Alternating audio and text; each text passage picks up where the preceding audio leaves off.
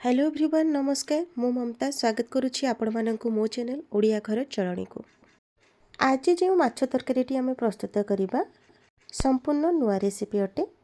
स्वाद पूरा जबरदस्त। थरुटे बनइले बार बार यही रेसिपी फरमाइश करेंगे। तार कलर और टेक्सचर देखिए आपण मैंने जापे थरुटे ट्राए न कले आपण मैंने मिस करे यही स्वादिष्ट रेसिपी मु बनी यही माछ तरकारी जदि आपण मानक भल लगे लाइक कमेंट शेयर करेंगे। नुआ थिले मो चैनल को सब्सक्राइब करदेवे। तो चलतु डेरी नक देखी नवा।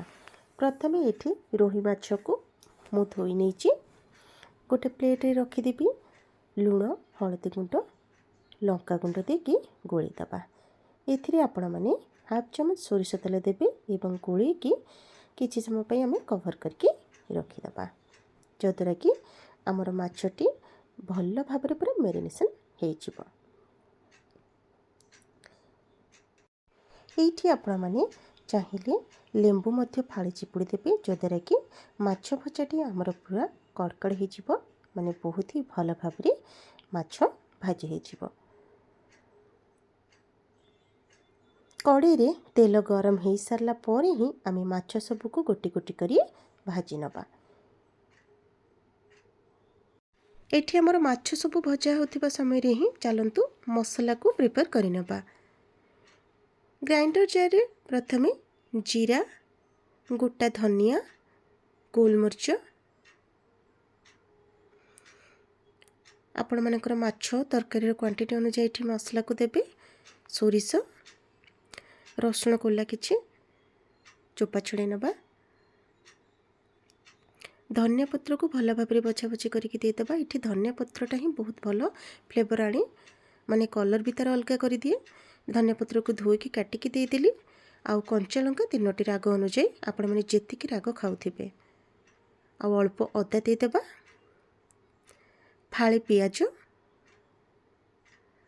ता सहित ये हल्का लुण देदेबा पानी देदेबा ग्राइंड करनबा अति सुंदर भाव में। ये देखु मोर मसला प्रस्तुत हो सारा। चलतु प्रथमे आम कड़े बसई नबा तेल देदेबा। तेल ये आमर गरम हो सारे 2टी गुजराती को छेचिकी देदेबा। संगे संगे से हलदी गुंड लंका गुंड एमती करबे द्वारा कलरटा बहुत बढ़िया आसे। मसला को जो ग्राइंड करके रखी थे ताको देदेबा। ये आवश्यक अनुसार लुण दबा कहीं मुझे मसलार लुण देती देखिकी देवे। तेल उपरको उठी आसला ताने आम मसलाटा भल भाव में कषि गला। 2टी मीडियम साइज टमाटो को ग्राइंड कर रखी देदेली। ये सीझा आलू मुझे पकई आपण मानक जदि आलू पसंद नुह ताले स्किप करें। गरम पानी पूर्व प्रस्तुत कर रखीदी गरम पानी देदेली। जिते बड़े झोलटा भल भाव में फुटीज से ही समय गोटे कंचा लंक को यही छोट छोट करके पकईदबा।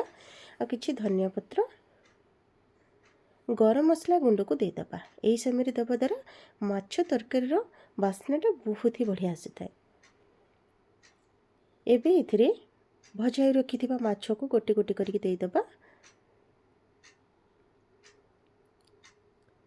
कवर करके रखीदबा प्रायतः 5 मिनिट पाखापाखि कहीं आलू मध्य सीझी जाइए आमर। तो देखिए ना केते सुंदर भाव में आमर ये माछ तरकारी प्रस्तुत हो गला। केमिति कौन लगिला निहाती भावे कमेंट रे जनइबे। रहिली नमस्कार।